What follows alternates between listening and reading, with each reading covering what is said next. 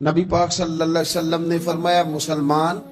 ایک جسد واحد کی طرح، ایک جسم کی طرح، ایک حصہ تکلیف میں ہو تو دوسرا اس کی درد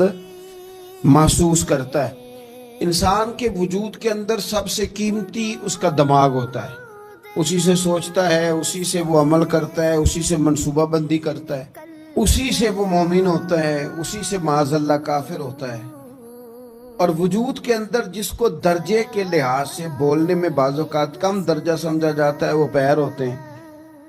اور تو میری ٹھوکر کے بھی قابل نہیں، میں تجھے جوتے کی نوک پہ، پیر کی نوک پہ بھی نہیں سمجھتا۔ ہم یہ کہتے ہیں محاورتاً کہ تو پیروں کے قابل بھی نہیں، یعنی سب سے اعلیٰ درجہ دماغ کو دیا، دل کو دیا، اور سب سے ہلکا درجہ پاؤں کو دیا۔ لیکن مجھے بتلائیے گا، اگر کبھی پاؤں کی سب سے چھوٹی انگلی، چھنگلیا، چیچی،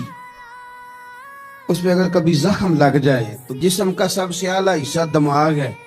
دماغ نے کبھی یہ کہا ہے کہ چھوڑو یہ تو سب سے نچلا درجہ ہے، نہیں جانا ڈاکٹر کے پاس، اتنا ٹائم کہاں ہے، رہنے دو، چھوٹی سی تو انگلی ہے، خیر ہے؟ ایسا کبھی ہوا ہے؟ دماغ فوراً کہتا ہے کہ باقی کام بعد میں کریں گے، پہلے ڈاکٹر کا پتہ کرو،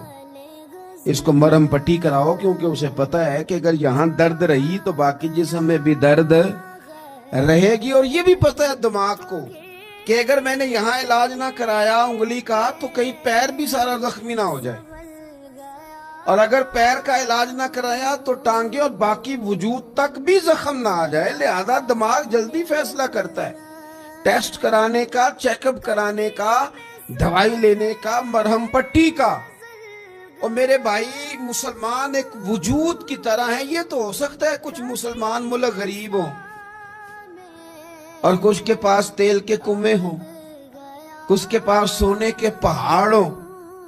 یہ تو ہو سکتا ہے کہ بعض اوقات یہ وہ سمجھ لیں کہ ہم اعلیٰ درجے کے ہیں، لیکن یہ یاد رکھیں اگر ایک جسم کی طرح ہیں، سوچتے ہیں اور ہیں، کیونکہ نبی پاک نے فرمایا ہے، اگر اس طرح سوچتے ہیں تو پھر میرا خیال ہے کہ جس طرح تیل کے کنویں والے کو اپنی درد ہوتی ہے نا، سونے کے پہاڑوں والے ملک کو جس طرح اپنی درد ہوتی ہے نا، اس طرح اسے کسی کو بیکارت کی نظر سے دیکھنا نہیں چاہیے، چونکہ جسد واحد ہے۔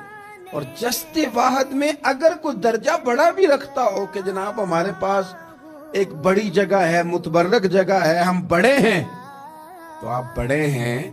لیکن بڑا دماغی یہ فیصلہ کرتا ہے کہ بھئی وہ چھوٹا سا پیر کا حصہ زخم